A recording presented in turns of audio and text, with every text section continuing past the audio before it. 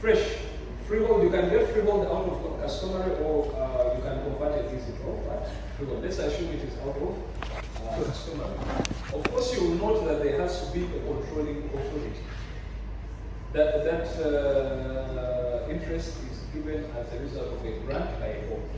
So you have identified this piece of land and engaged your professionals. You will engage a surveyor to go and do for you a sketch. Just draw up a sketch. Give you the dimensions, ascertain the parcel, you ascertain the acreage, you make your application to the board. That application, stage 1, has to be approved or endorsed by the area land committee. They will go and interface. They have to inspect. They will look at the parcel, that is a piece of land, confirm who your neighbors are. Why they do that, one of the reasons is to avoid issues of overlap, issues of double titling where they are other land. Then they will endorse accordingly. There's a form, and these forms are online. You get that going back to the board. The board will sit. They will make two, depending, they will make two approvals. The first approval is to give you your grant of freehold direct. Or some will first issue an instruction to survey. That allows your surveyor who carried out the preliminary survey to compile what we call a job record jacket, a GRJ. Now they will go back, pick all the points, all the corners, pick the necessary data, plant the markstones, compile their file, and it is set back.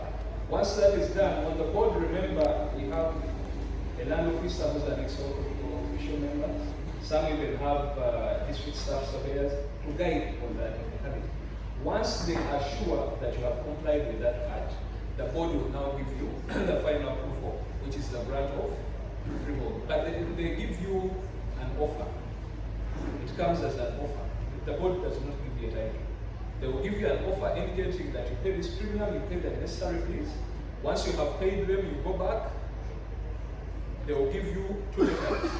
A forwarding letter to Commissioner Land Administration, allowing them to create a freehold title and a request for deed plans.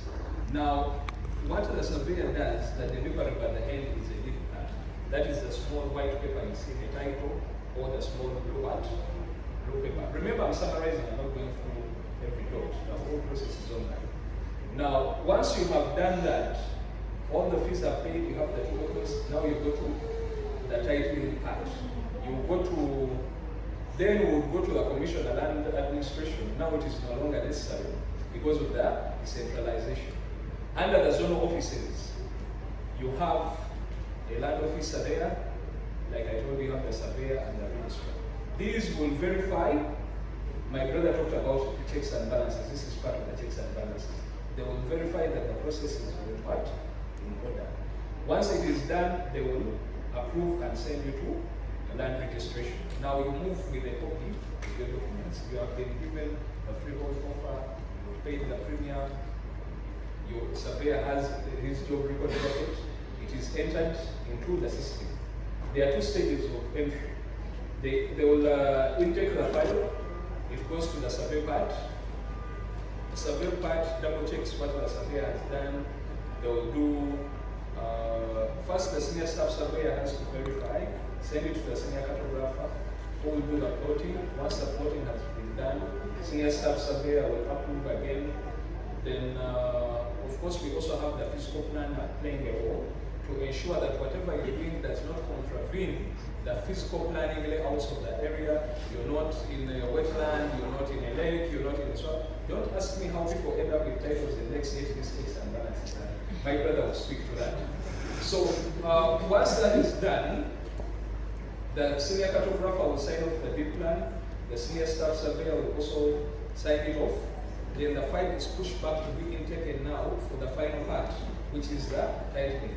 They will intake it, that is put in the system, scan all the documents, it goes to the registrar of titles. Remember, it has been cleared there's a small part that I missed, that district staff survey. It has been verified by the land officer, district staff surveyor, cartographer, senior staff surveyor, physical planner. Now it is with the register of titles to confirm that everything is in what? We call it initial review.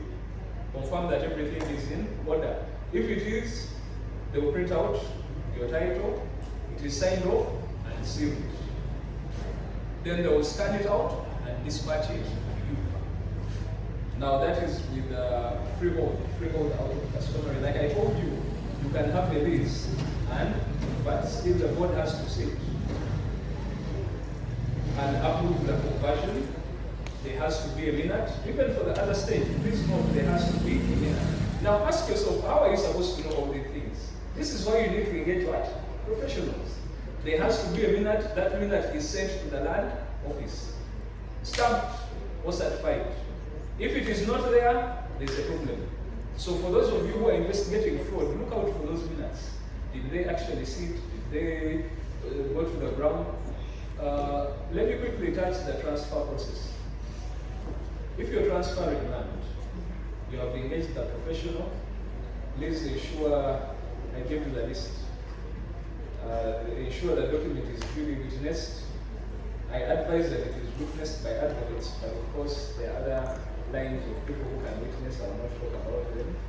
Ensure it is witnessed, filled in properly. There is a consent to transfer at the back. You get a copy. You need a copy of the sale agreement, which we advise that it should be registered.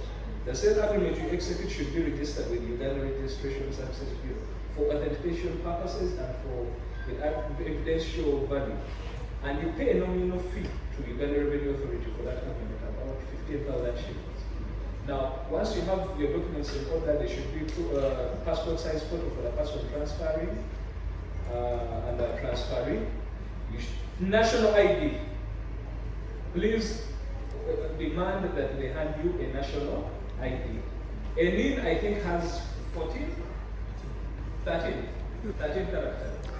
Now, be keen on this, what you may think are basic details.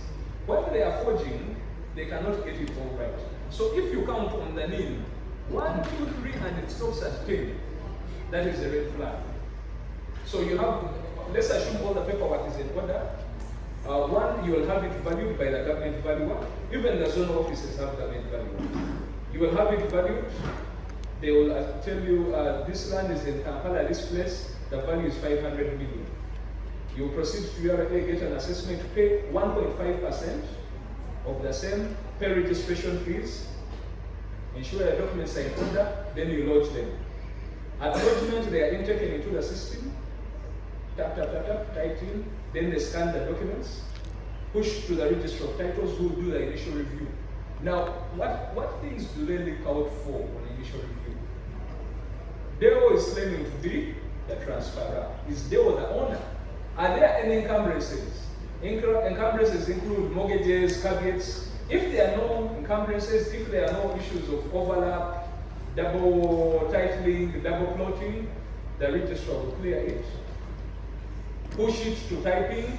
In as much as we have a digital system, we are still typing, but I believe in the future that will be phased out.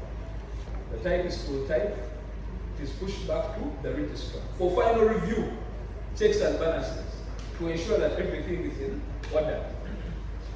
Then it is pushed to the scan out clerk and dispatched. That is the entire cycle. Another tip that I forgot to give you, for those of you who intend to invest in this sector, please, for the love of God, avoid quick bills, hot bills. You know, hot, this person has a problem, please pay. Red flag. You can go and do your research. Out of every 10 so-called hot bills, quick. Out of 10, 7 have a problem. Go and do your research. So if it is quick, then they are telling you, no, you don't even need a lawyer. You can use my lawyer. He's very good. At times they even get from the so-called law firms. This is a seasoned lawyer. If anything happens, you have the cover. He's even from the so-called big families and what? Red flag. Avoid that. Now, for a caveat, for a caveat, if you suspect that there are people who want to live in your land, transact on it without your authority, you can lodge a caveat with Ministry of Lands. It basically means, I have an interest in this land, do not transfer it to another person. You lodge the document, it is registered. But note that that is just an interim measure, because I can apply to remove your caveat. For as long as I can demonstrate to the Register of Titles that you did not have any interest in that land, they will remove it and we end up in court. So you can lodge a caveat. You can also, Ministry of Lands, Office of the Commissioner, can lodge a commissioner's caveat, which is also an interim measure, to enable you run to court. And when you go to court, please get meaningful lawyers, don't just pick people.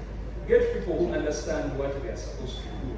They will file a suit, get an order from court, make sure they register the order with the Ministry of Lands, so that it goes on the encumbrance page. Believe me, with the caveat and with that order, and a court order is more powerful. A court order, unless replaced by another court order, that means the matter has been concluded, there is a final order, or unless it has been vacated, will be a firm impediment. You cannot deal in the property. Make sure that it is duly registered.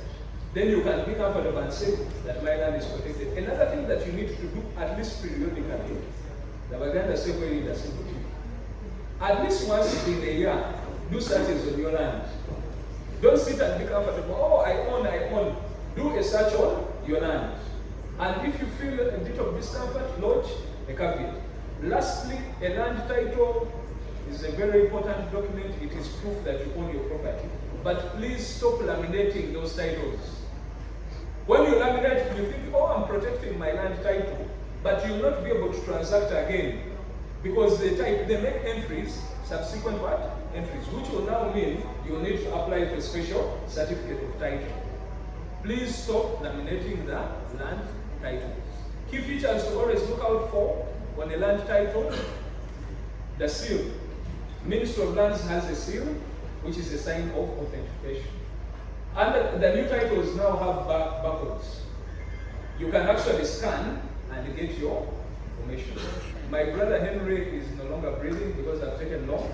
So I'll stop here, and I want to thank Vision Group, you distinguished ladies and gentlemen, for giving us this opportunity to talk to you. As Kalikumutima, as the firm, for us, we don't get tired of talking. That is what we are doing. Anyway, we have to fill the information gap. Thank you very much. Thank you very much, Counsel Deo. That's quite a process, but very informative. Now our time is out, but before we go, I want to allow our panelists to give a parting shot. I'll give you half a minute each one of you, and speak to the audience.